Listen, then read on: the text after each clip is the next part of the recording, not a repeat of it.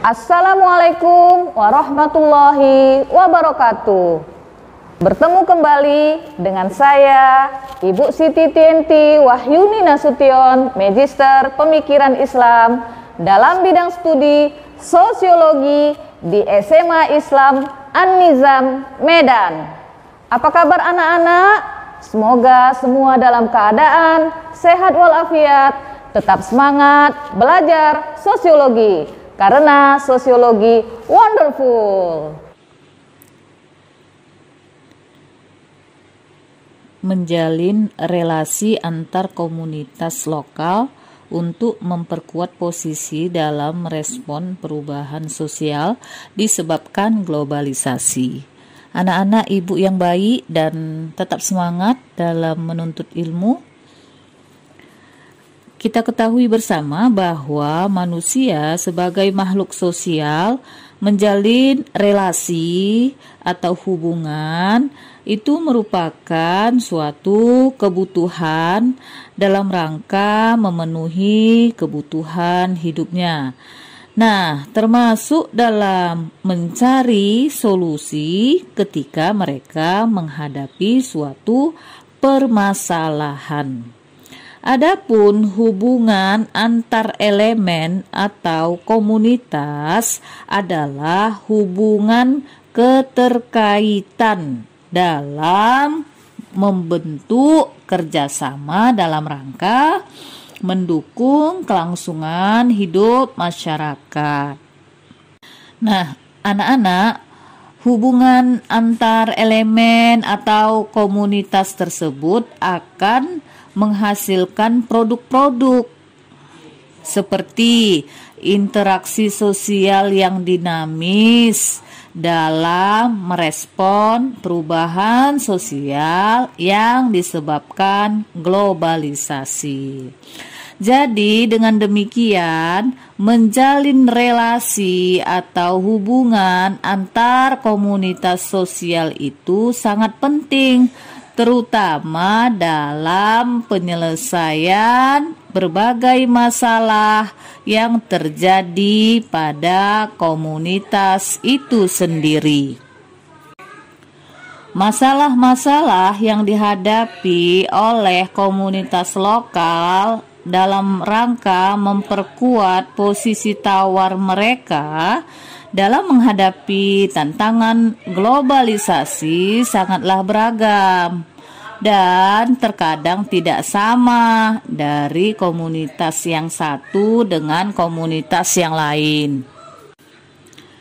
Nah, tentu saja hal ini dipengaruhi oleh berbagai hal, seperti tidak ada dua komunitas yang sama, atau perbedaan cara memakai sesuatu, atau perbedaan level partisipasi masyarakat, atau adanya asas dan praktek demokrasi. Bisa juga kebutuhan keluarga atau komunitas yang berbeda, dan latar belakang pendidikan yang juga berbeda. Jadi demi efektivitas dan efisiensi di antara beberapa komunitas lokal yang memiliki masalah yang sama, mereka harus berusaha mencari solusi bersama melalui hubungan relasional. Hal ini akan dianggap penting. Kenapa? Karena melalui relasi yang baik, mereka dapat berkolaborasi dalam rangka mencarikan jalan keluar dari berbagai masalah yang dihadapi. Dalam rangka melaksanakan fungsi hubungan relasinya, komunitas lokal dipandang sebagai suatu kesatuan dengan sumber mata pencariannya yang memberi manfaat timbal balik antara satu komunitas dengan komunitas lainnya. Dalam menjalin hubungan atau relasi antar komunitas biasanya masih memperhatikan faktor senioritas atau latar belakang historis. Maksud dari hubungan senioritas pada masyarakat lokal adalah sangat menghargai masyarakat yang menempati lahan atau kawasan lebih dulu. Misalnya ya, dalam pembukaan lahan pertanian cikal bakal, para senior sangat dihargai oleh para pendatang, bahkan dijadikan sebagai sesepuh atau yang dituakan.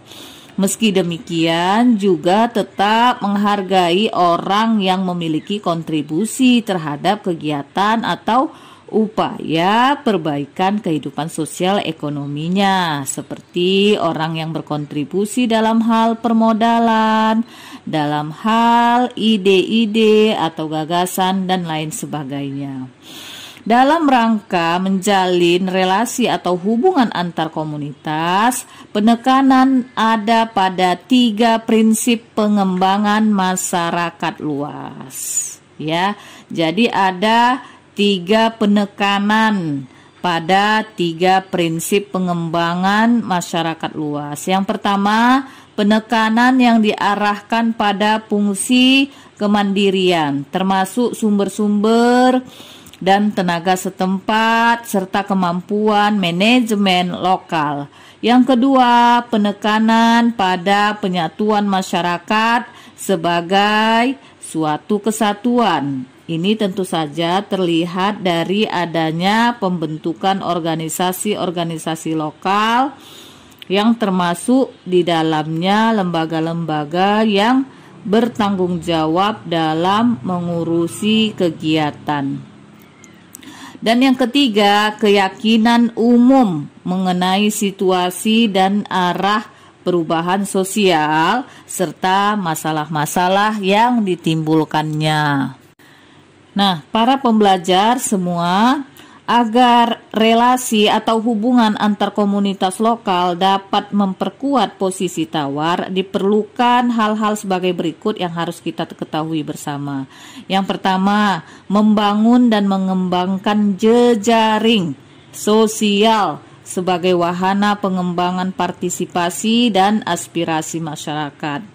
Maksud jejaring sosial adalah struktur sosial yang di dalamnya ada satu sektor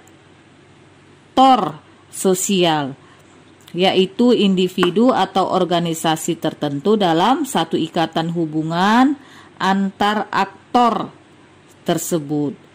Jejaring sosial saat ini dikaitkan dengan komunitas virtual dan jaringan melalui internet, ya. Jadi jejaring sosial adalah interaksi yang ada dalam komunitas virtual, baik itu membuat, berbagi maupun bertukar informasi dan ide-ide, sehingga segala permasalahan akan lebih mudah dicarikan jalan keluarnya karena adanya komunikasi yang lebih efektif dan efisien. Manfaat jejaring sosial antara lain mengembangkan kemampuan beradaptasi dengan lingkungan sosial maupun lingkungan lainnya, meningkatkan kepedulian, memotivasi diri sendiri maupun orang lain, serta memperkuat jaringan pertemanan, ya.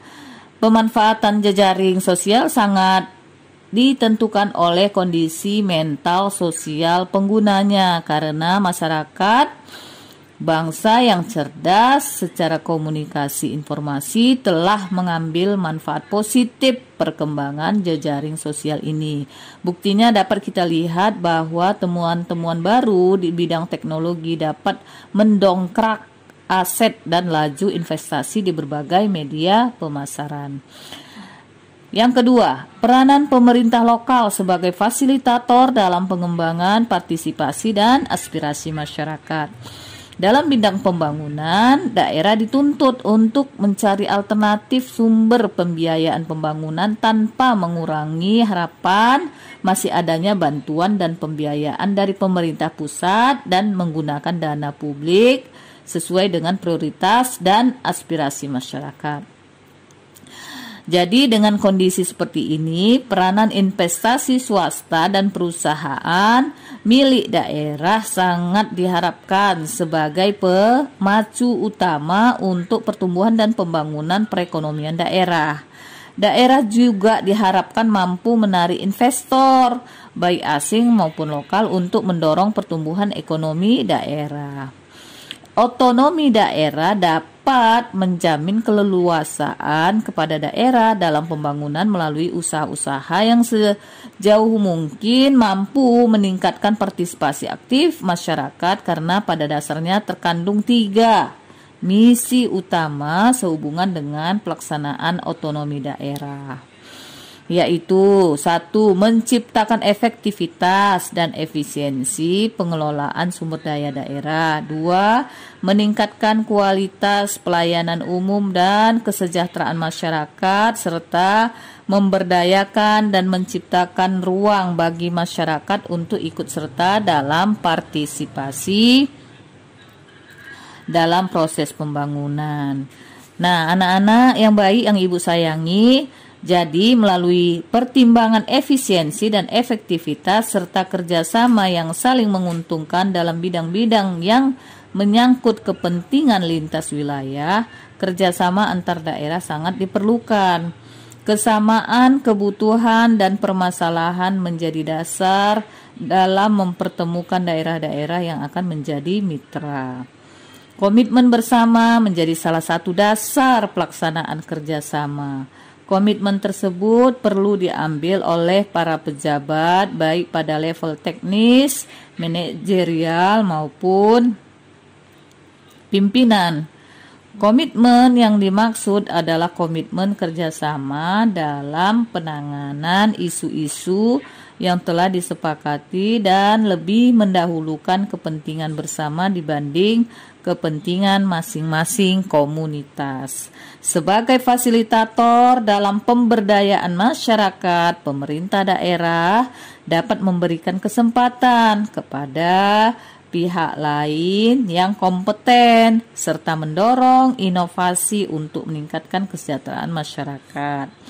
Fasilitas yang diberikan pemerintah lokal atau daerah tidak harus berupa pemberian prasarana atau sarana fisik maupun subsidi langsung, tetapi juga memberikan bimbingan teknis dan non-teknis secara terus-menerus kepada masyarakat yang sifatnya mendorong dan memberdayakan masyarakat agar masyarakat sendiri dapat mengatasi segala permasalahan yang dihadapinya. Demikianlah materi kita pada hari ini mengenai menjalin relasi antar komunitas lokal untuk memperkuat posisi dalam merespon perubahan sosial disebabkan oleh globalisasi. Semoga pembelajaran ini bermanfaat dan memberikan warna baru yang lebih baik dalam masyarakat kita. Demikian pembelajaran hari ini. Sampai jumpa di video pembelajaran berikutnya. Jangan lupa like, comment, and share video ini. SMA Islam An-Nizam, unggul, cerdas, Islami. Assalamualaikum warahmatullahi wabarakatuh.